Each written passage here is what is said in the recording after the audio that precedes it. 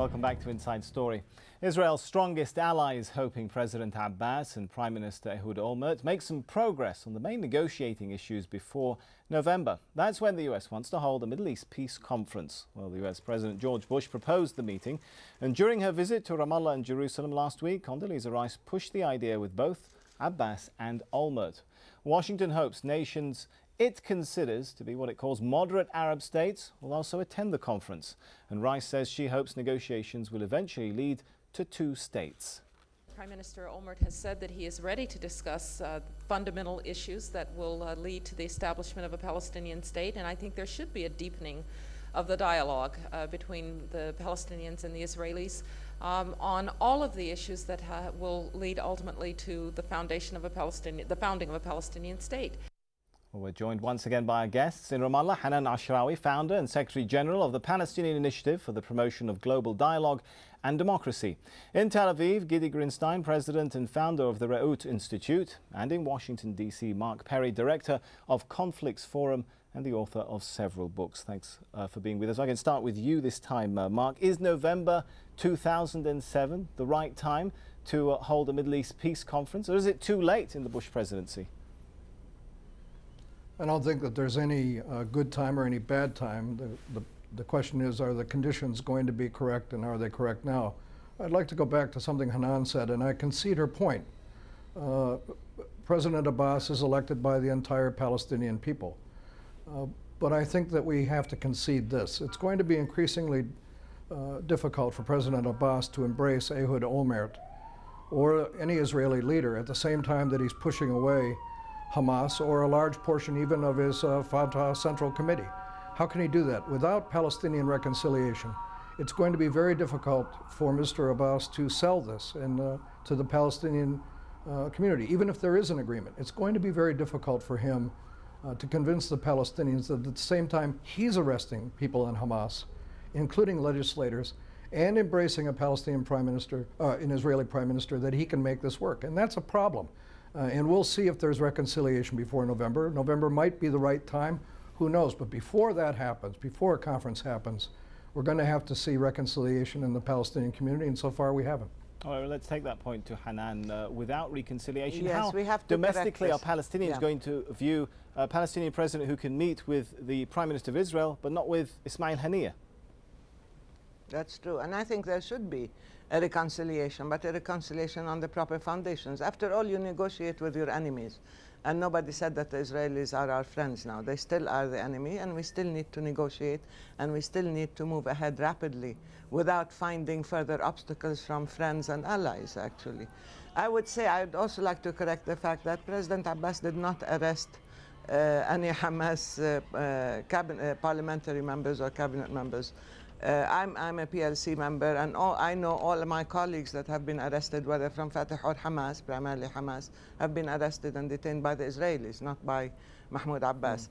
And of course, there is a need for dialogue, and there has been an ongoing dialogue between Hamas and Fatah and all the other factions and all the other political currents and trends in Palestine. The problem is that once there was an agreement, then everybody should have respected this agreement instead of demanding, their share of the pie or claiming special status and interest and then resorting to violence.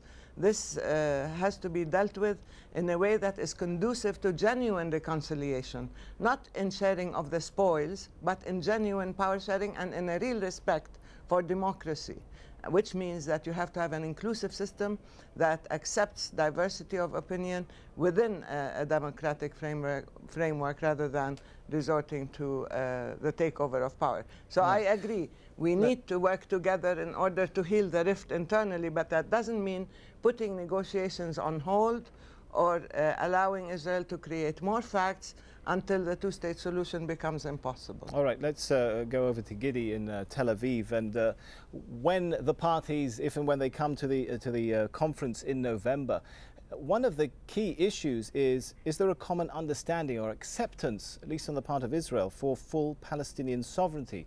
Meaning, talking about things like giving Palestinians control of their own borders, their own aerospace, perhaps their own army, dismantling of illegal settlements. Well, first of all, I believe that the idea of Palestinian sovereignty goes hand in hand with the establishment of a Palestinian state. But we have to remember that both sides have interest in the other side's sovereign territory. For example, the Palestinians want a safe passage through Israeli territory and sovereignty between Gaza and the West Bank. So this is definitely an infringement and an impediment on Israeli sovereignty within Israeli territory. So when we move into the mindset of permanent status, where there are two states, a Palestinian state and an Israeli state, side by side, there naturally we will have to trade those penetrations into each other's sovereign space, addressing the respective needs and interests of both sides. So I believe that the mindset of permanent status when two states are in establishment is that we will be able, based on agreement, to compromise each other's sovereignty in order to create a whole that is greater than the sum of its parts. But I would also like to make a point about the Americans. The one thing that this American administration, the Bush administration should do is to go back to the Clinton ideas. But this is the one thing that they will not do. So instead, they're sending Israelis and Palestinians to hammer out a set of principles that are almost impossible to achieve in the context of the existing reality. And instead of putting on the table a set of principles that was agreed upon in December 2000, the Bush administration will not do it simply because it is Clinton's ideas. And this is the wrong thing to do. If anyone expects that Israelis and Palestinians will be able to work out in 2.5 months a set of principles that have not been able to be ironed out in the last decade, I think they are overstating the capabilities of the parties. Well, I saw Mark Perry nodding your head there, but perhaps you'd like to jump in at this point, and not only on the point that Gidi mentioned there of not following the path he's suggesting because those are Clinton's principles, but does this president have the strong domestic support from Congress and in public opinion to put pressure on the parties that might upset various pressure groups within the United States to come to an agreement? Well, I think you should put in context what I'm about to say and give it some perspective. I'm sitting in Washington. We are in the midst in this country of a catastrophe in Iraq, and the public opinion here is focused on Iraq. The Bush administration's principles for this conference in November are not clearly enunciated. They have not expanded them. They're just hoping to put people together at the table. There is no sense in the administration at all that there will ever be any pressure on Israel. I agree with my colleague in Tel Aviv. They're not going back to the Clinton principles. Mr. Bush has made some fine statements about a Palestinian state, but there's a huge, a great deal of skepticism here about whether he really means it or whether he's simply trying to reinforce public opinion so that he can figure out how to get his administration out of the mess that we're in. I have real doubts, huge skepticism that this conference in November will even happen. The Secretary of State went to Saudi Arabia, and the press here praised the agreement of the Saudis that they would come to such a conference. It turns out that they expressed skepticism about the conference. Right, well, so Mark, we're a long ways away. If the focus, sorry to interrupt you, but if the focus is not on the Palestinian-Israeli dynamic at this point, and as you pointed out, it's on Iraq, why is the Bush administration pushing ahead with this? Would you agree with those who say that maybe it's really about getting the Arabs and Israelis together to face Iran rather than really solving the Palestinian-Israeli problem? The Bush administration is interested in gaining friends and the confidence of Sunni Arabs to look for a way out of Iraq. And that's what this is about, and showing people that they're really interested in a solution for the Palestinian-Israeli conflict. What they're really interested in is a solution in Iraq. They've never shown in the 6 years that this administration, 7 years now, that this administration has been in office, they've never shown any interest in the Israeli-Palestinian conflict. And you have to ask yourself the question, why now?